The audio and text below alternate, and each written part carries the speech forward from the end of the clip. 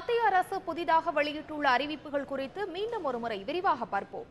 டெல்லியில் இன்று ரூபாய் நோட்டுகள் விவகாரம் குறித்து பொருளாதாரத்துறை செயலாளர் சக்திகாந்த தாஸ் செய்தியாளர்களிடம் பேசினார்.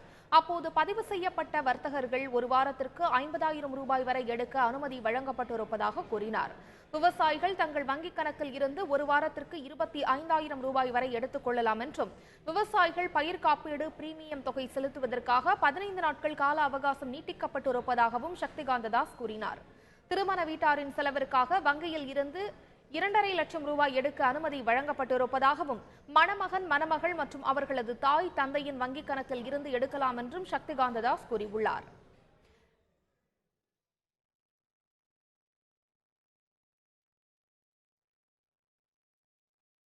மேலும் நாளை முதல் 2,000 ரூபாய் வரை மட்டுமே பணம் மாற்றிக்கொள்ள முடியும் என்றும் சக்திகாந்த தாஸ் தெரிவித்துள்ளார். அத்துடன் மத்திய அரசின் குரூப் சி பிரிவு வரையிலான ஊழியர்கள் சம்பள முன்பணமாக 10,000 ரூபாய் பெற்றுக் கொள்ளலாம்.